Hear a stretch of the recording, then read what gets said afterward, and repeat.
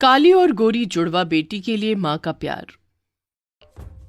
मेहमानों की भीड़ अमृता को घेरे हुए थी।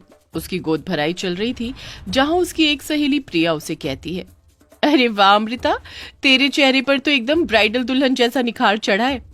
भाई तू है भी तो दूध जैसी गोरी चिट्टी सुंदर, और मैंने तो सुना है कि बच्चे बिल्कुल माँ पर जाते हैं। इसका मतलब तेरे आने वाले बच्चे भी दूध से सफेद होंगे। अपने गोरे रंग रूप का बखान सुनकर अमृता इतरा कर बोली, भगवान ने मुझे इतना सुंदर बनाया है, मुझे तो बस गोरी सी सुंदर सी बेटी चाहिए। और अगर काला बच्चा हुआ तो?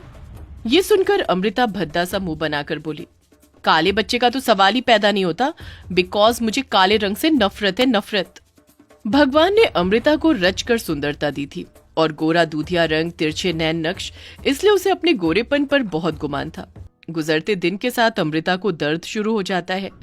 आ आ आ आ थोड़ी देर में अमृता एक गोरी बेटी को जन्म देती है और कराहते हुए भी एक ही शब्द पूछती है, डॉक्टर, डॉक्टर मेरी बेटी गोरी तो है ना?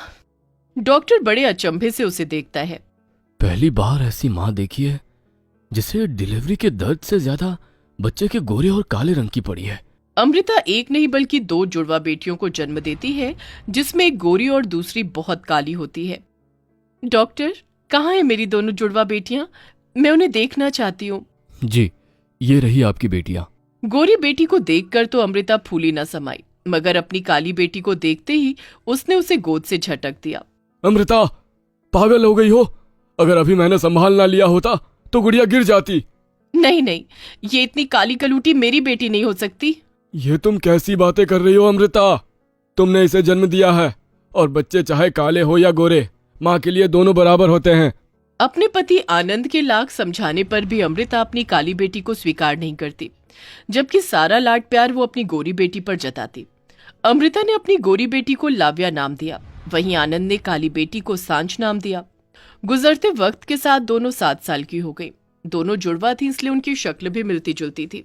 दोनों के बीच बड़ा प्यार था, साथ में स्कूल जाना, एक साथ खेलना कूदना, जिसे देखकर अमृता को चिढ़न होती। लाव्या, तुम अपने चेहरे पर क्या लगाती हो जो तुम्हारा चेहरा चांद की तरह चमकता है? देखो सांझ, माँ ने ये क्रीम पाउडर लाकर दिया है, मैं यही लगाती हूँ, लो तुम भी लगा लो। लाव्या ने जैसे ही क्रीम काली बहन को दिया, इतने में अमृता गुस्से में आकर क्रीम छीन लेती है और अपने मन की भड़ास निकालने लगती है। काली कलूटी बैगन लूटी, तुझे क्या लगता है री? तू मेरी बेटी की देखा देखी करके गोरी हो जाएगी? कभी नहीं, काली माई ही रहेगी।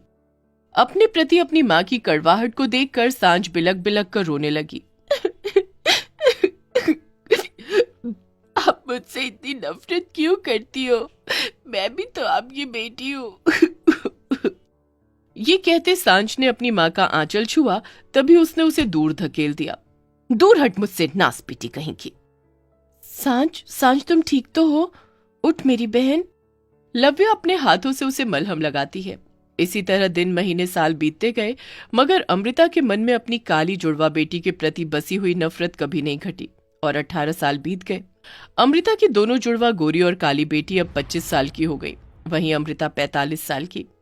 माँ, माँ कहाँ हो आप? अरे यहाँ हूं मैं। देखो, मैंने कॉलेज में 2nd क्लास पास किया है। अपनी गोरी बेटी के 2nd आने पर अमृता का मन खुशी के मारे गदगद हो गया। अरे भगवान तुझे खूब तरक्की दे।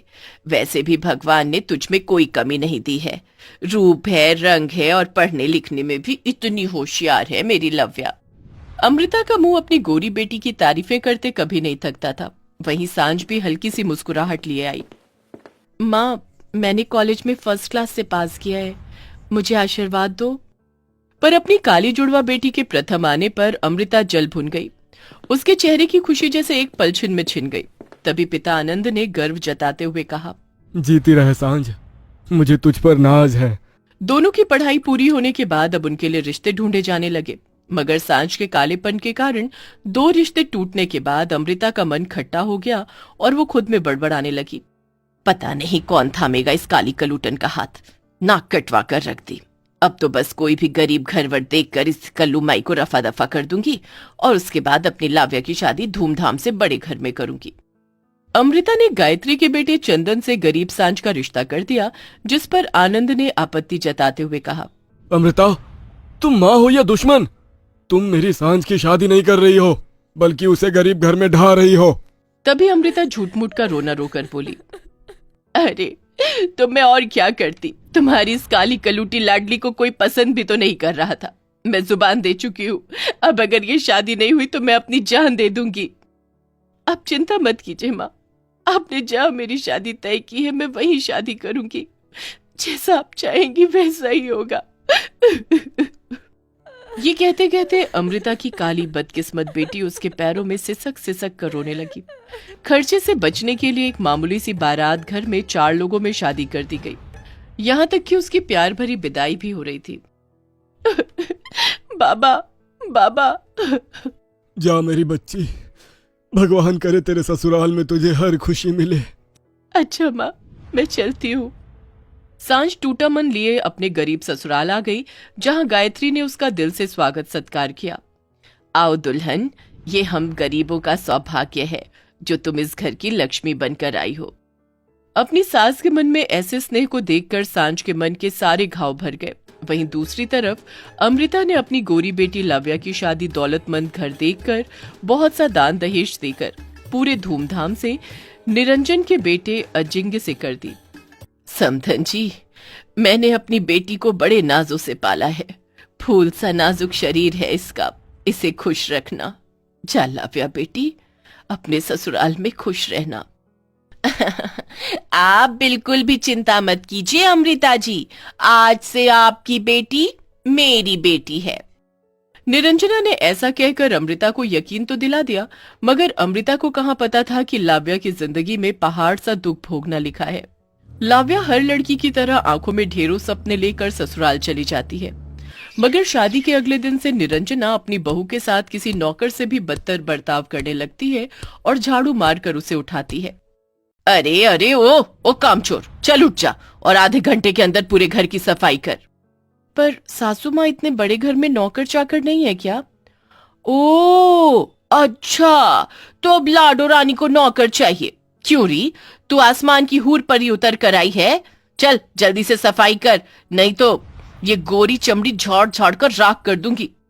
उसी दिन से लाव्या अपने ससुराल में डरी सहमी सी रहने लगी, तो वहीं सांझ अपने गरीब ससुराल में खुशियों भरी जिंदगी बिता रही थी। गुजरते दिन के साथ दोनों जुड़वा बहनें प्रेग्नेंट हो गई।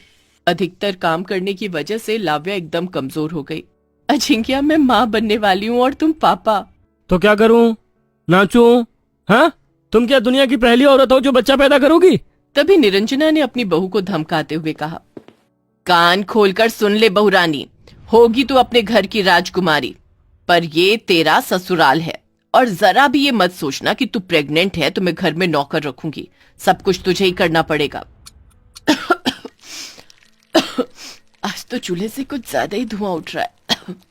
अरे बहू, मैं खाना बनाती हूँ, देख तुझे धुआं लग रहा है। ये तेरे और तेरे होने वाले बच्चे के लिए बिल्कुल भी ठीक नहीं। गायत्री अपनी बहू को हटाकर खुद चूल्हा फूंकने लगती है। तभी चंदन सर से पांव तक मिट्टी में सना हुआ गमछे में इमली और कैरी लेकर आता है। ये लो सांझ, तुम्हें कैरी खाने का मन कर रहा था ना? देखो, मैं तुम्हारे लिए ले आया हूँ, और ये गरम गरम जलेबी भी छनवा कर लाया हूँ। शुक्रिया चंदन जी।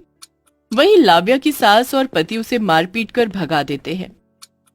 लाव्या, मेरी बच्ची, ये सब क्या है? क्या हुआ है? वो अपनी माँ को रोते हुए सारी बात बताती है।